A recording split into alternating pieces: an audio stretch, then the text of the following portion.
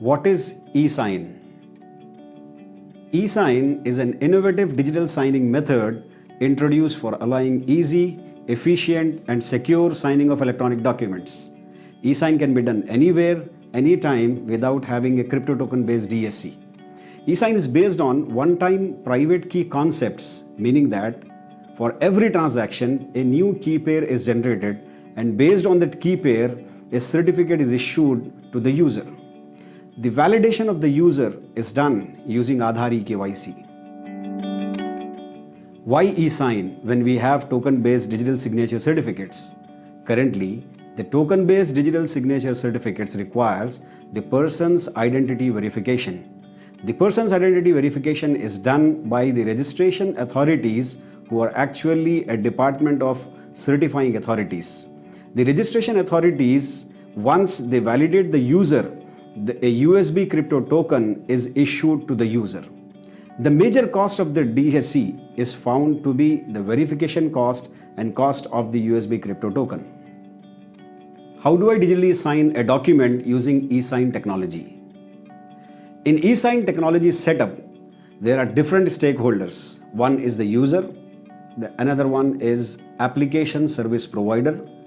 It is called as ASP, a gateway, and an eSign service provider, which is ESP.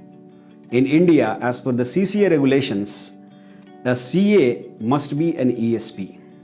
Let me take an example of how to digitally sign a document using eSign technology. Presently, if you look at the live applications of eSign technology, we have DigiLocker application run by Government of India, Ministry of Electronics and IT. So here, if I want to digitally sign a document using eSign technology, I upload a document to DigiLocker application as a user.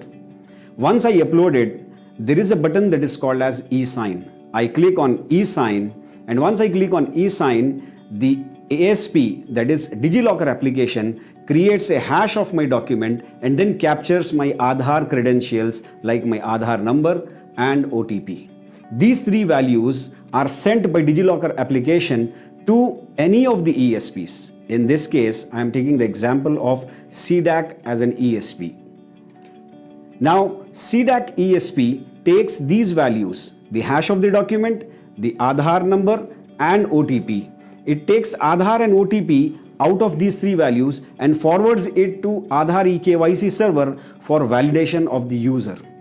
Please remember that till now, my validation or verification is not done. So Aadhaar eKYC server validates my credentials, Aadhaar credentials, and then responds back with my profile data to CDAC ESP. CDAC ESP takes that profile data and it creates a key pair, a public key and a private key on my behalf. This key pair is created on CDAC's HSM, that is Hardware Security Module. Now, CDAC uses the public key and the profile information from Aadhaar and creates a digital certificate for me. And using the private key, it digitally signs the received hash. Now my digital signature and my public key certificate is ready. These two values are sent back by CDAC ESP to the ASP, that is DigiLocker in this case. DigiLocker takes the public key certificate and the digital signature and affixes it to the document. Now my document has become a digitally signed document.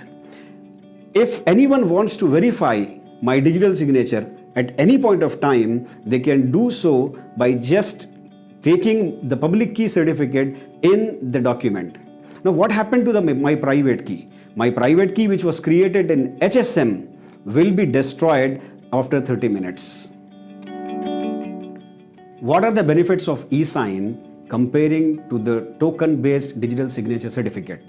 If you go for eSign, there is no need of any hardware token to be procured. And eSign is a one-time private key. That is, for every transaction, you will get a new key pair. User verification is done using Aadhaar eKYC services by way of OTP or biometric authentication.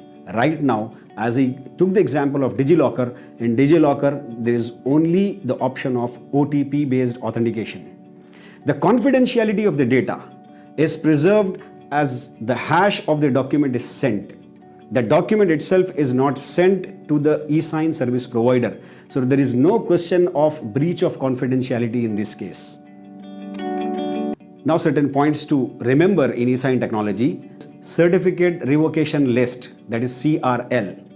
There is no CRL maintained for eSign technology as there is no need because the key pair is generated per transaction basis. However, the transaction logs and complete audit trail is maintained.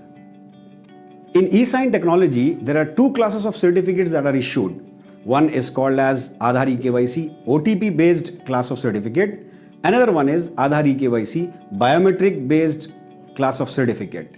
And these certificates are signing certificates. There is no encryption certificate issued by eSign technology.